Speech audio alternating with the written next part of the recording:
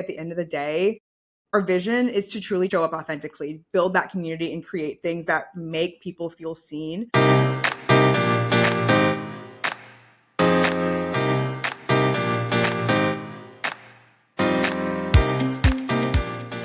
Welcome back to Sisterhood Tea Party, where we spill the realest tea on self-growth, fierce friendships, and building your dream life, one slightly unhinged goal at a time. We're so glad you're here, especially for this episode, because today we're talking about something that we're in the thick of, our content creation journeys. Okay, but first, what's top of mind for you this week? Jess, your girl is finally employed after months of searching.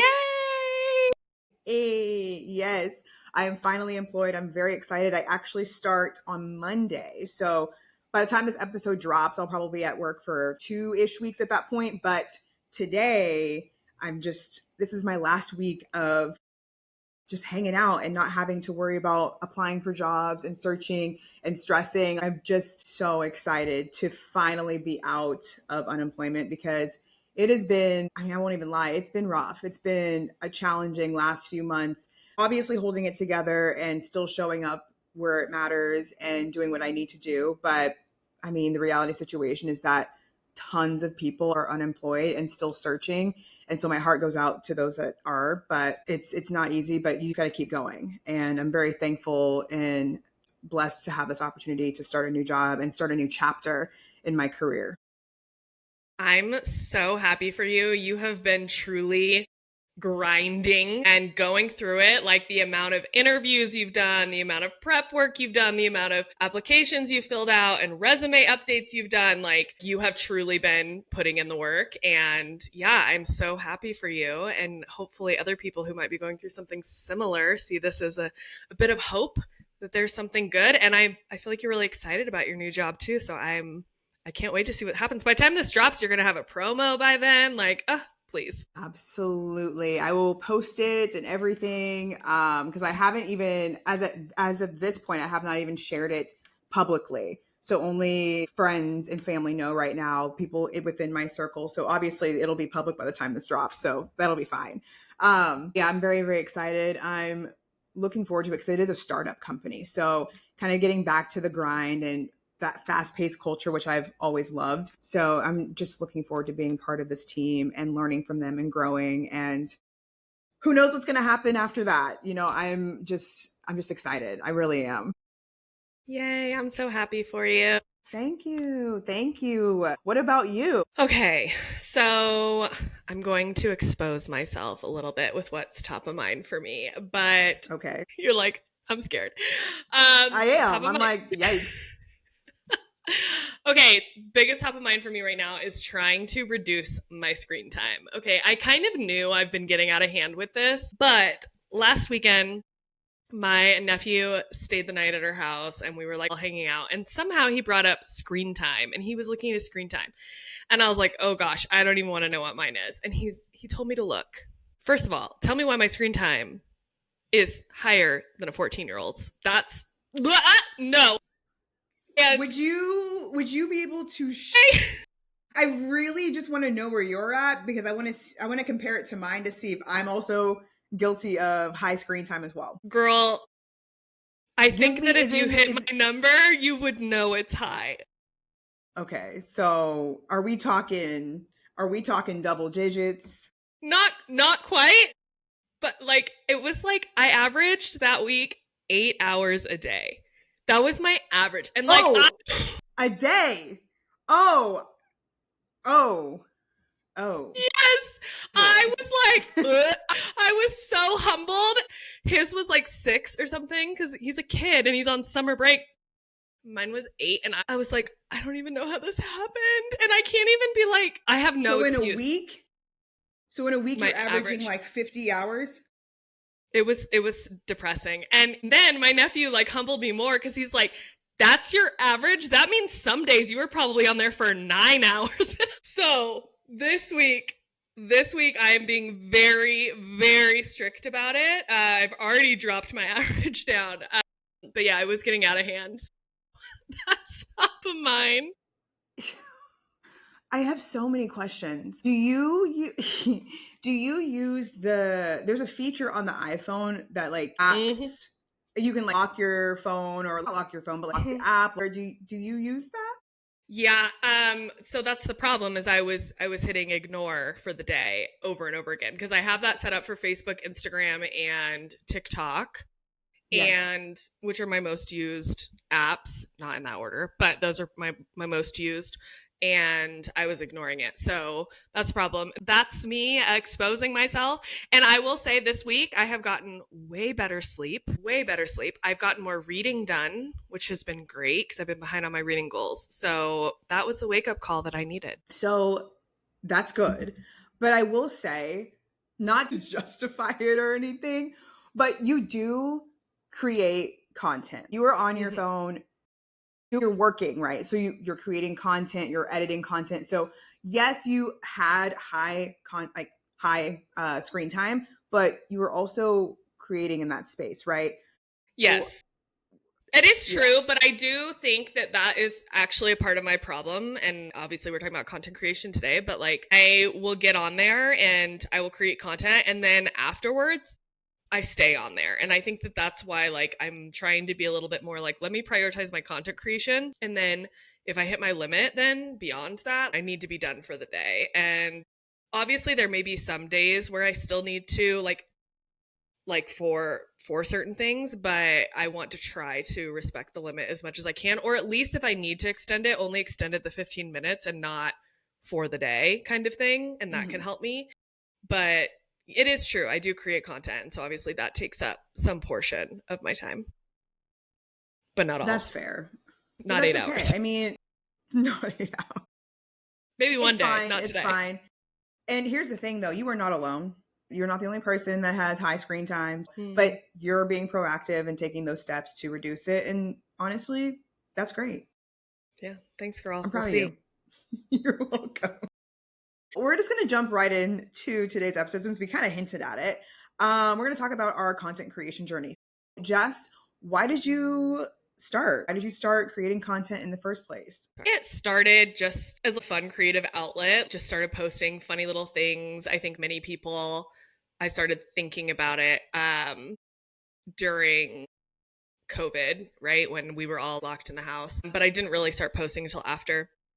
Like, I have been posting for a long time now. And so I've posted all different kinds of content, right? I've tried doing motivational content, I've tried doing travel, cosplay, books, all kinds of things. And it took me, I think, a long time to figure out what I really wanted to do with content. And I will say it like changes all the time, right? Like, I think it's like constantly evolving. But I think that if I really reflect on the past and who I am as a person, it took me a while to realize that I've kind of always been intrigued by the idea of performing in some capacity and frankly being famous or well known. And I know you're not supposed to say that, but I feel like it's true. Like I really don't mind being the center of attention. And so it's taking me a long time to realize I think that I really want to be more of the center of my content versus like some people do faceless content and things like that. And I just kind of want to be someone that people relate to and that I can entertain them in some capacity. But yeah, what about you? It's so interesting to think about this. When I first started, I'm going to use TikTok as an example because that's kind of where I kind of found out about content creation and what that could look like. When I initially started TikTok, it was during COVID and it was truly just to gain a following. So I posted a lot of trendy things to hop on and people were following me and I was like, oh, this is cool.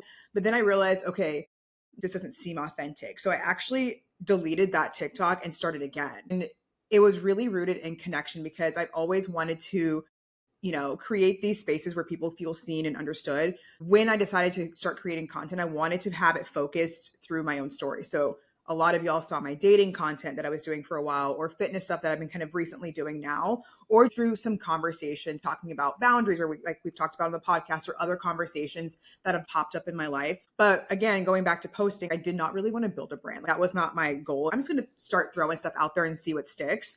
But I still wanted to be able to share those little moments of my life that did resonate with somebody, that we could build this community and continue to talk about it. That's kind of where it started and kind of how it's going right now. But I really want to kind of dive into it a little bit more. With that being said, for your dream creator life, what does that look like for you? If you were top of the game, your dream create, you're doing all these things that you've just talked about in your why and your vision, how would you live that out? I love to think about this because I think about it like every single day. I'm like, this is what I'm aspiring to. Okay, if I was fully living my dream creator life, one, I'd be traveling full time. I would wake up, I would edit anything that I filmed the day before because I don't like to film and edit at the same time. It's just overwhelming. I would go like midday, go take like a nice yoga class, maybe film some more aspects of my life. I've been really into like story times, face-to-face content lately. Then I would head to our podcast tour that evening because obviously that's content creation as well. And we talk about all the time how fun it would be to interact with our community in person and things like that. And then I would be in bed in a cozy hotel room with a cup of tea at night. And that's my perfect day.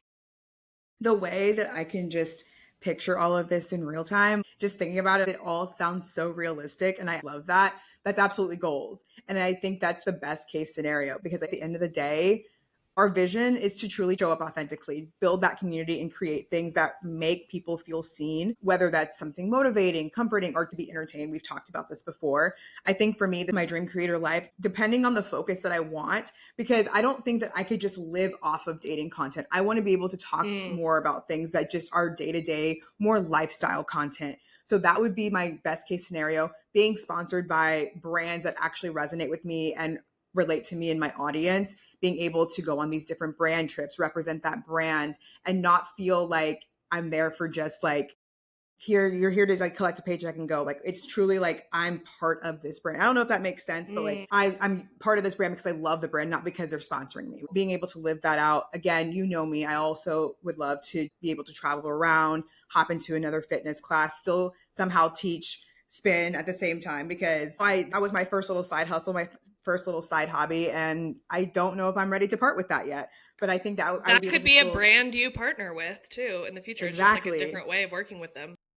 Absolutely. I'd still somehow incorporate fitness into my brand because this is how I started. And so I think I would keep that. So, yeah, I mean, it's just truly about building community and just being authentic. I love that question. Have you like made a list of the brands or companies that you would want to partner with in the future as like your dream list?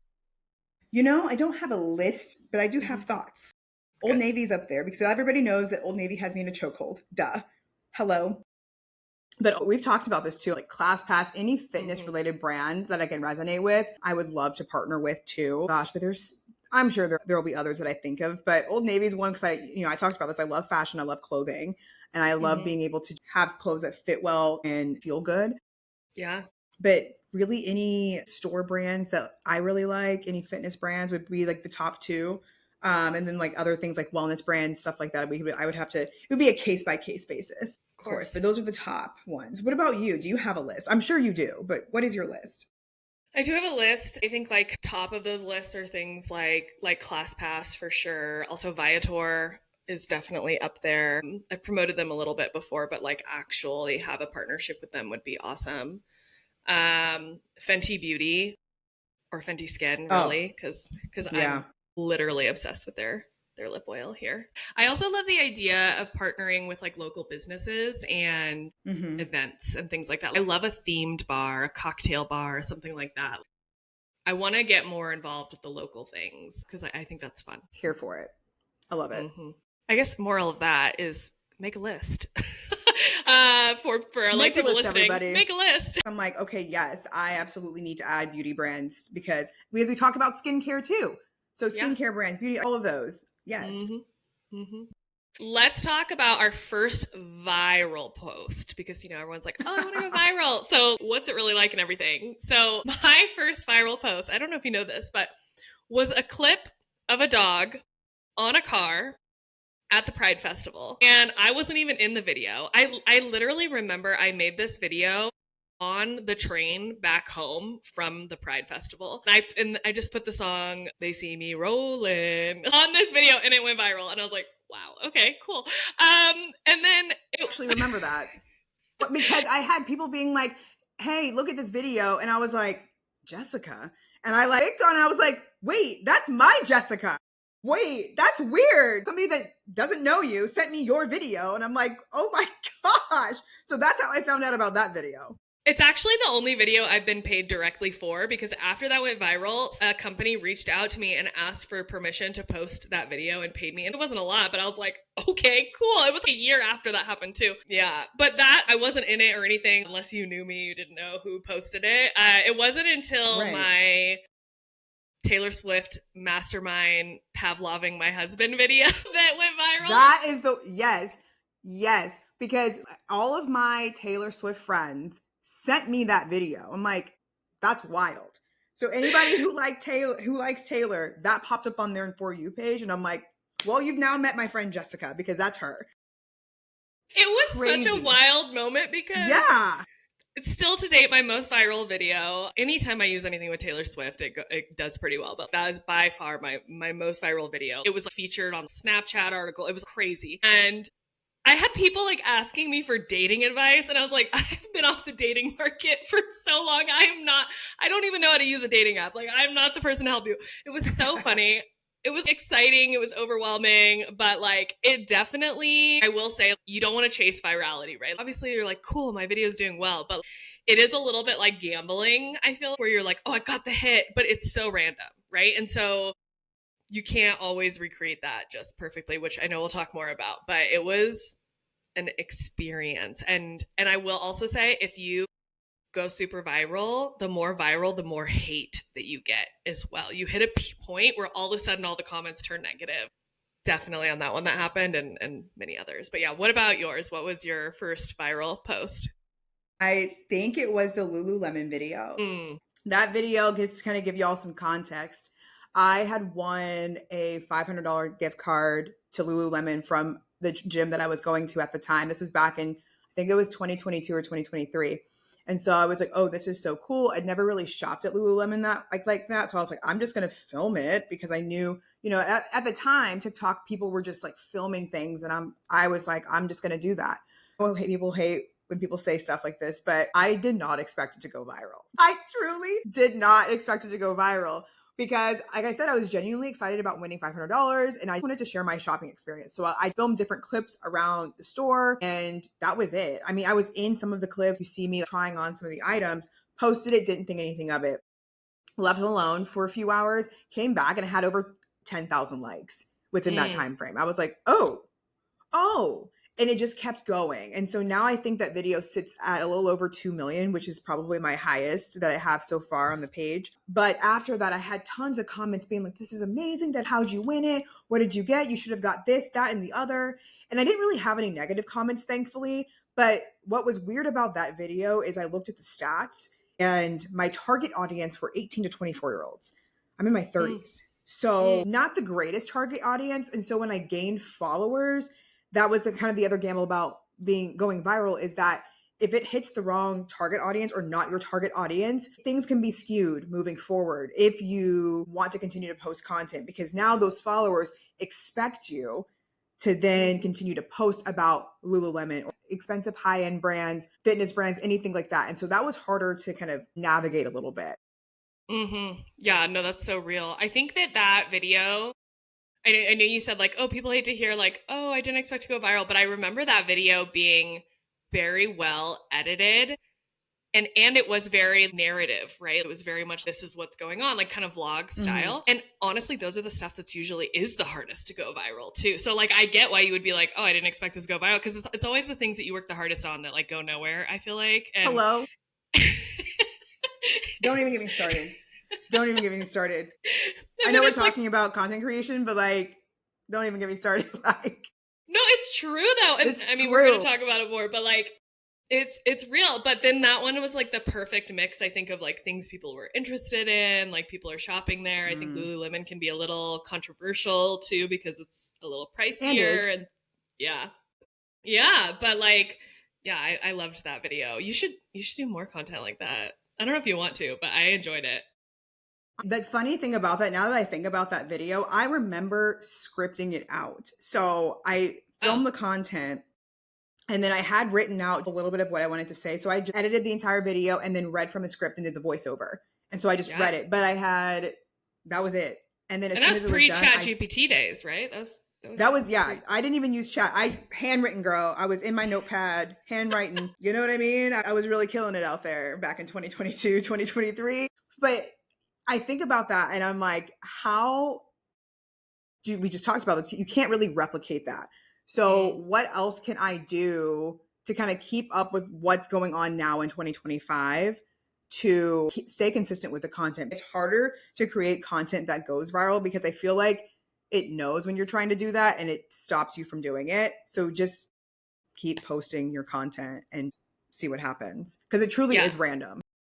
Yeah, rather than chasing the virality, chase the thing that brings you joy, because we've both gone viral several times since then, but and we have on the podcast as well, but it doesn't matter what they tell you, and this irks me. We were talking about this before the show, but like there is no perfect formula. So when you see these creators that are like, if you want to go viral, do X, Y, and Z. Now, you can take some advice and pieces of that and work it with it. It's like, oh yeah, a hook is pretty normal. Yes, you have to have some kind of hook, whatever. But like if they're telling you this is how to hack the algorithm, or this is exactly what to do, or post exactly this number, or whatever it is, the only reason that video is going viral is because there are a billion people who also want to be creators and want to go viral. So of course, if you're posting about that, they're going to believe you, but it doesn't mean it's true at all. So you can't, there's no perfect formula. You can't recreate each thing. It doesn't always hit. And that's just the reality of it.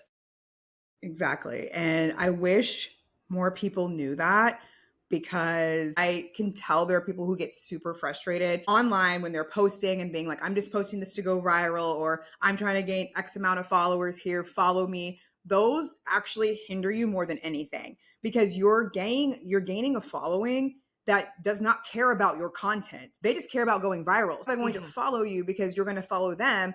But when it comes to them interacting with your content that you're actually wanting to push out, it goes nowhere. So you have to be very careful about the posts that you're consuming when you're going through TikTok, when they're talking about this is how you can go viral, this is how you hack the algorithm, this is how you can do this. To be honest, this is honestly kind of an ick to me. I think they're all scams. I think they really are. And then these people are getting paid for this because everybody wants to do it. And they're thinking, oh, they've cracked the code, but then they get frustrated. And so be authentic when you're doing your content because it will hit for you. You just have to you just got to keep working at it. Yeah, 100%. Let's talk about gear and what tools we actually use to make content, because I also feel like there's a lot of scams and like just overwhelming amount of information here. So what do you use when you're creating content? Honestly, I just keep it simple. So I'll use CapCut on occasion for editing if I want to do maybe a voiceover or some layouts or different text. Otherwise, I use the TikTok app, or I'll use, if I'm doing something on Instagram Reels, I'll just use the Edits app. And I'll also use a ring light, kind of a ring clip, one of those flat ring lights for my phone, and clip that to my phone.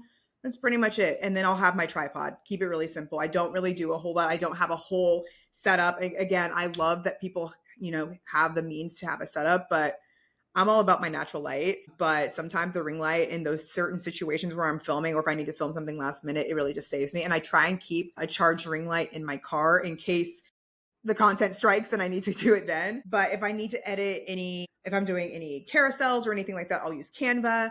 That's pretty much the only app that I'll use in terms of like carousels. I don't really use anything else. Canva is the easiest to use. I purchased like the pro pack, so I have all the tools that I need. And then of course now I've been utilizing ChatGPT, which has been really helpful for caption inspo or working through some content because she is that girl. So I utilize her when I can. What about She's you? like our favorite coworker, honestly, right? She really is. She really is. No, I think it's pretty much the same for me. I use CapCut and TikTok for editing. I will say I used to like exclusively use TikTok, and then they like did a bunch of shady stuff that makes it so like they have the watermark and it's just a pain and all this stuff and da, da, da. I find myself using CapCut more and more, but I prefer the filters on TikTok. That's annoying. Let me ask you this. Yeah. Sorry. Let me ask you this. Do you film in TikTok or do you film in your camera and then upload? It depends on what it is. If it's just like B-roll of like random things or I'm out in public, then I use my camera. But if it's like a trending sound or something like that, then I use TikTok. And then what I have to do, which because we have to do this for when we're like doing stuff for the podcast, but like, The trick, if you want the watermark off, at least current day, how this works on TikTok till they take this away from us, is you change the privacy setting to only me. You post it without any text because I want to post this on Instagram too, right? So I don't want to use the text in TikTok because I want to be able to put my own text on other platforms or like YouTube or whatever. So I post it to only me, and then I go into the little only me like private file on my profile and I hit delete, and then it pops up to delete and re-edit. And I select that and it puts it back in my drafts. So that way it saves a version of the video to my phone without a watermark. It's the only way. You can't save it without a watermark without posting it. And then I can go in and edit it and change the privacy and like add the text and everything. So I do that with TikTok and it's so annoying. So annoying. It just an extra step and it adds that much to editing. Now, do you find when you do that, does your quality go down when you Yes. Yeah. It's also annoying. Yeah, and that's why, and like that is a challenge because I find that TikTok content's more casual, Instagram's higher quality. It's probably why I do better on TikTok than Instagram, or part of the reason. But yeah, but if I'm doing like outfit stuff or something or out and about, I don't film that in TikTok app. I add it later. Makes sense. But yeah, other than that, all the same tools as you. I will say recently I bought this little suction cup thing for my car. It's like a mount, a suction cup mount. I love it. So I've been filming a lot more in my car content lately, just like when I'm getting ready to go to my yoga class or something. And I love that. So that's my other like little tool that I use. You know, I do love the in-car content, and every time I want to do it, I'm like, oh, I don't have a great setup because the way that my camera angle, it's like an angle and then it's only attached to like a little magnet that I have. I can't move it a certain way or make it look cool. I get frustrated and then it blocks my vent. So then, you know, if I'm in my car, first of all, it's 100 degrees here. I can't just sit in my car without AC because the AC blows and then it blows into the whole thing. I don't know. I think that would be nice to get one of those. So if you want to just drop the link to that little suction cup mount that you use, that would be great. My one caveat is I do wish mine swiveled more than it does. If I got it, I would at some point I will probably upgrade, but I do still really like it. But what my trick is, if it's not the perfect angle, is like as I like zoom in a little bit before I post, like after I filmed, to like cut out the angle that I want. But yes, I will share the link. I do like it. Okay, perfect. Now, what is a tool that you have tried and absolutely hate it? Oh my God. Okay. So I bought, again, from a stupid ad, the back camera mirror because of the quality issue, right? Because it's like your back camera is better than your front camera. So you should film this way, right? Is what all the stupid ads say. So I bought it. Yeah, I hate it. Like, I'm sorry. I need to be able to see my full face, not this itty bitty little circle mirror while I'm filming. I have to. And so I really hope that the next iPhone that comes out has a really good front camera because that's what we need in today's world. I need a really good front camera. So that would be great. Apple, please do that. What about you? That would be the best case ever because it's just so frustrating to me because I also have the same issue, except I tried to screen mirror. So I popped up my laptop and did the screen mirroring and then set it up and it works. But then I hit record and it's delayed. So the delay hits because you're recording, you're trying to do this content. And so I'm trying to watch myself in the screen mirroring part, but also I need to focus on the lens and it's just the whole thing. No, those tools don't work. And I don't know how else they need to fix it. They need to fix it. So I've just been guessing now and hope for the best. And that's the beauty of having a tripod is setting it up and just sitting in front of the screen and hope that it works. Wait, so but I've also had. Do you film with front camera then, or you are filming with back camera now?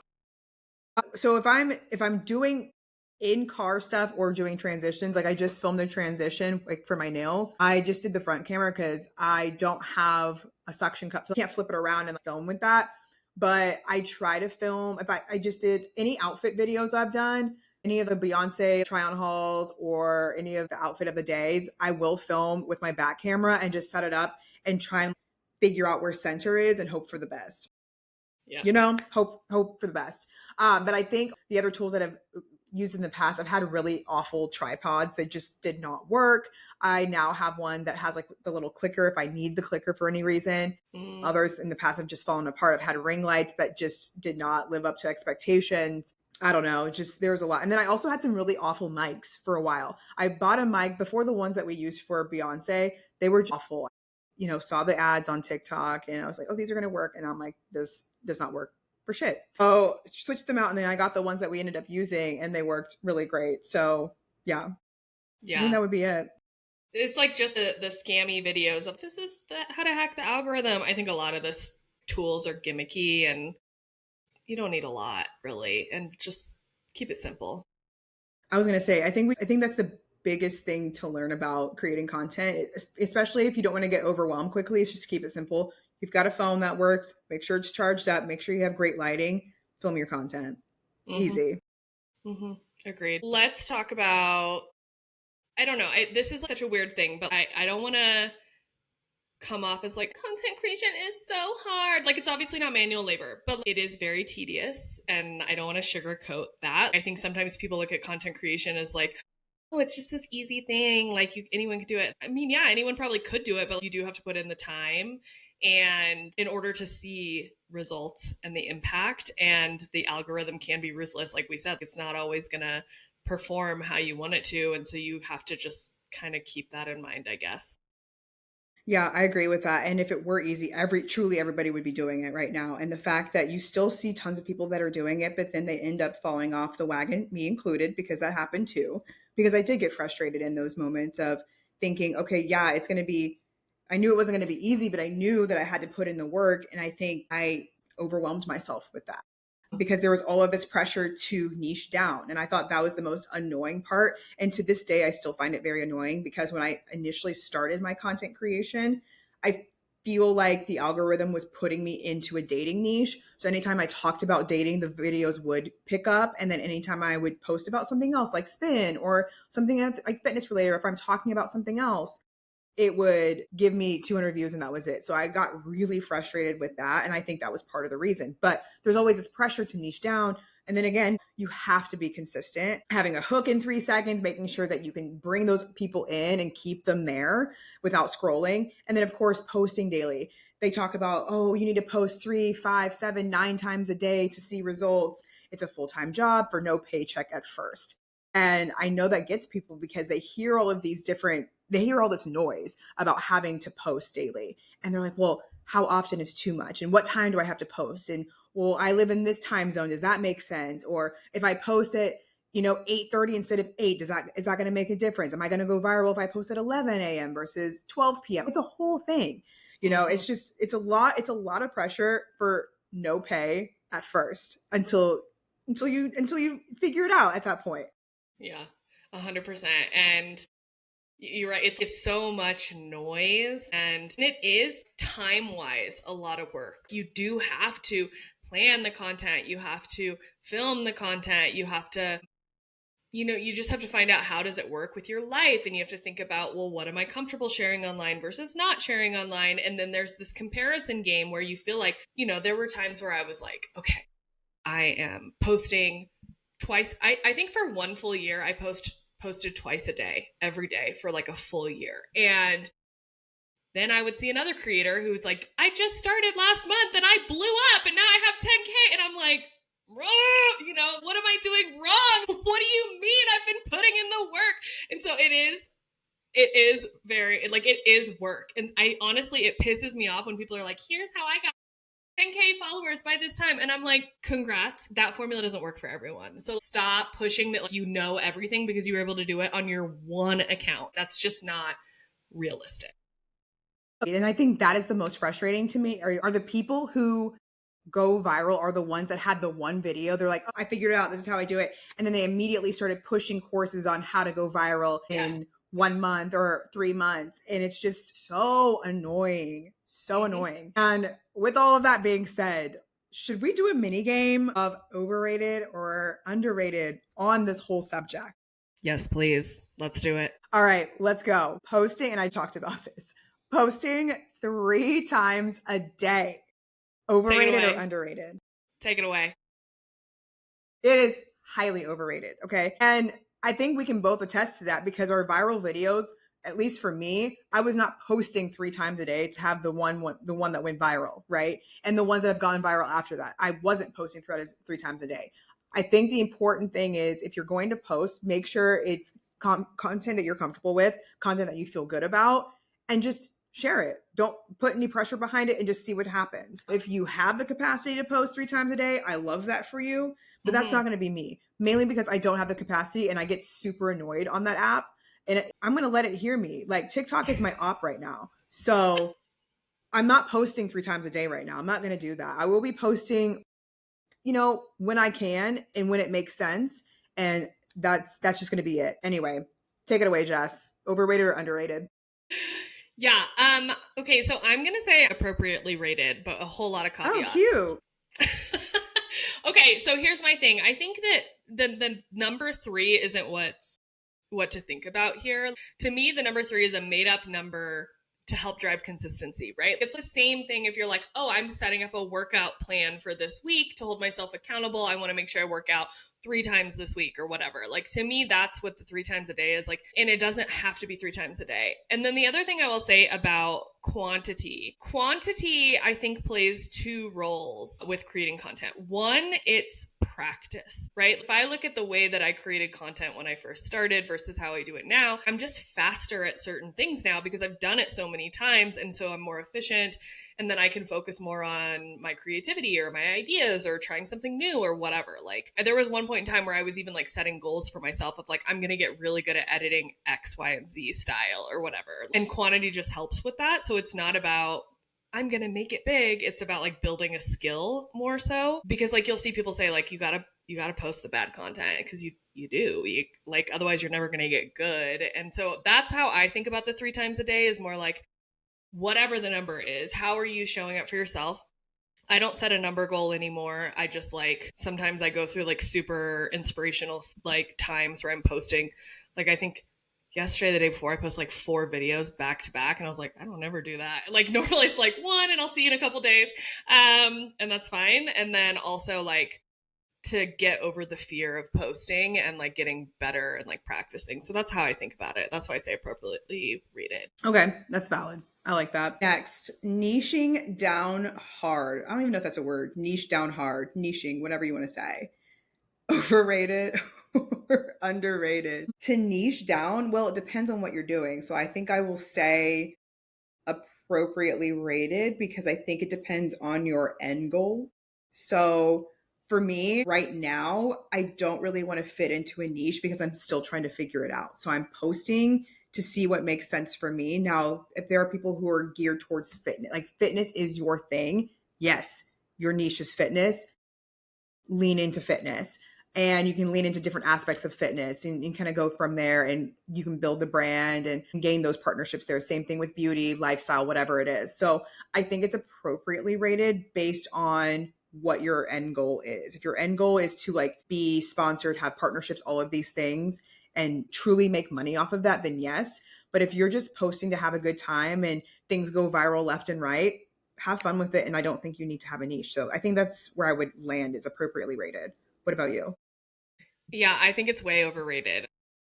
Um, I think that social media has changed over time. Like I think it back in the day you did need to niche down. You were either a travel creator or you were a fitness creator or you were this.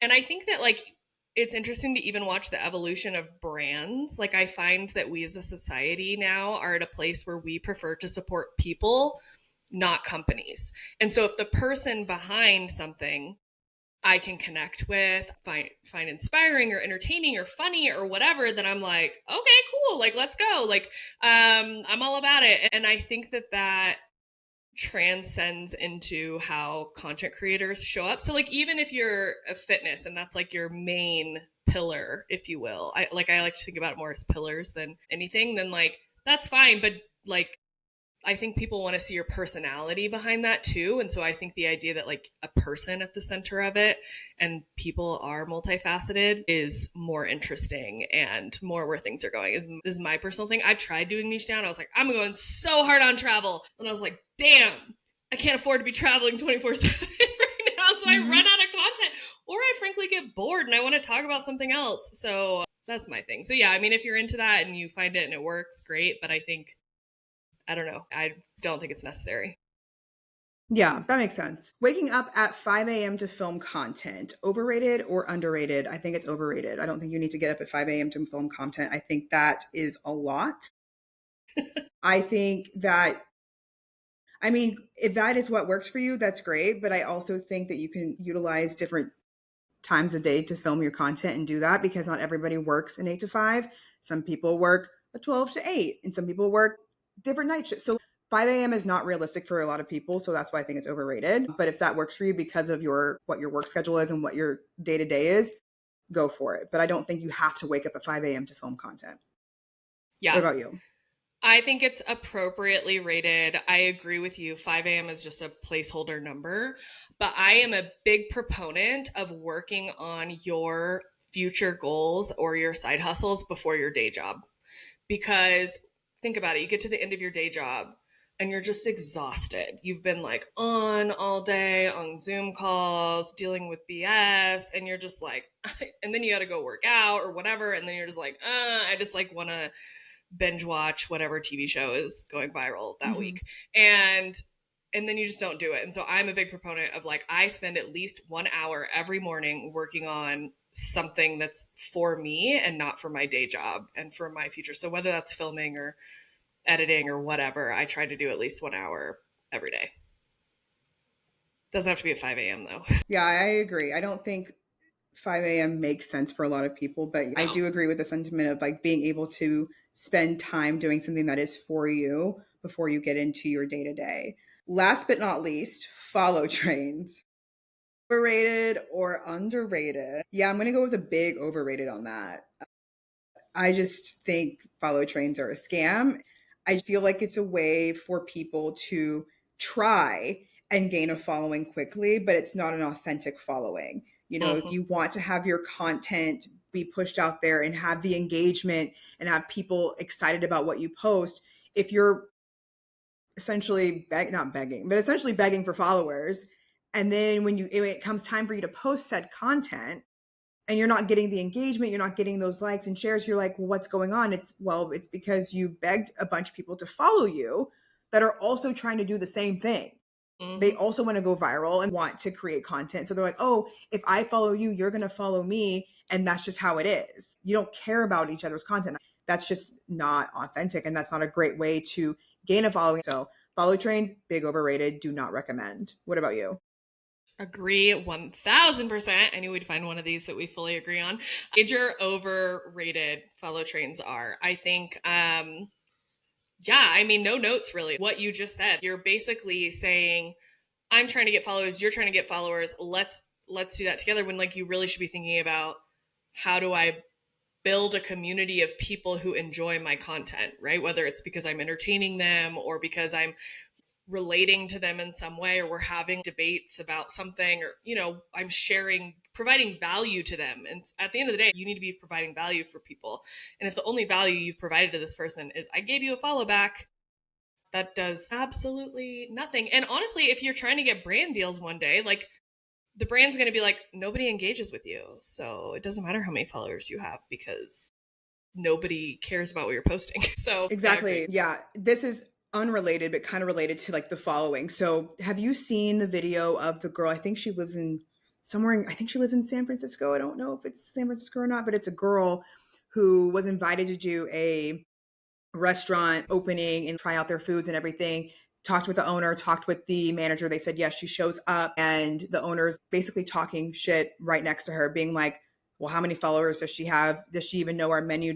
He's upset with her, and he was like, well, we don't think you even have the right amount of following. We don't think your followers would even like our food. They can't afford it. She's like, okay, leaves crying, posts it online. Do you know this girl went from 15,000 followers, mind you, just a local food content creator, went from, at the time when I looked at it, 15,000 followers. After she posted that video, jumped to 72,000 followers because of that video. Yes, Wow, and good for the her. restaurant is exactly, and is getting berated. It's truly about the value. You can have the smallest amount of following, but if you have high engagement, to me, that is what matters. Is having Mm-hmm. a true audience that actually engages with your content and pushes it out there, because that is how you will gain that following that you're looking for. Yeah, and that's what I mean by like people want to support people, not companies. Hmm. Like if the person behind a company like a restaurant is not a good person, people don't want to support them, right? And I think it's the same for content creators. Like if people think that you're like genuinely like someone that they can connect with and they want to support, whether it's because they hate that that happened to you and they want to see your success, or whatever it is, like that's who they want to support. And so being real to you, and yeah, that's crazy. I now want to go look up what that restaurant was in San Yeah, yeah, yeah. Francisco and see I'll if I send know it. it. Yeah. I will find the video and send it to you, but I was just blown away by the support. And she's like, well, I'm going to go somewhere else. And absolutely she will. Yeah, 100%. It also reminds me, I remember I saw a video go viral where a girl talked about how she was new in a neighborhood or something, and she got invited to a party, and then the people who were throwing the party were super rude and like kicked her out and stuff. And then she ended up blowing up because she shared this story of her basically being bullying. And I was like, dang, well, girl, you win. Screw that other girl who kicked you out and was like super Right. rude to you. Yeah. Yes, exactly. Okay, well, this was fun, but let's bring it back to the joy of it all, because at the end of the day, we're doing this because we love it. I know we bitched a lot, but like, we do enjoy creating content. At least I do. Yes. And if the goal is freedom and fun, then we have to let go of the obsession with the numbers because it's true. Like we have to be excited about it and have fun with it and live it up. Like I think you only have like this is your account, like make it the most that you can. Yeah, agreed. And not every post has to perform, but every post, like I said, it's like practice. It gets you closer to the life you're building. And so just kind of enjoy the process. Yes. We want that life to be fun. So the process has to be fun as well. Yeah. So, reminder for anyone listening, if you're waiting for permission to start, this is it. And we want to hear from you. So, what would you create online if you knew no one was watching yet? And honestly, that's a great question. What would you create online if you knew no one was watching? I'm going to ponder on that. That's what you should I'll share. create right now. I know. I'm like, what would you? That's a great question. I'm going to go ahead and put that online because we want to hear from you. So, we'd love to hear your thoughts and share with us because we want to know. Yeah. DM us, comment on our socials at Sisterhood Tea Party. Honestly, just say it out loud to yourself. Like, declare it. Whatever you need to get started, go for it. Absolutely. And now for our last drop of tea for the day. You are allowed to build slow. You're allowed to figure it out as you go, and you're allowed to enjoy it now, not just when it becomes your full time job. Cheers to being in the messy middle of the dream. That's where all the magic is. We'll see you next week.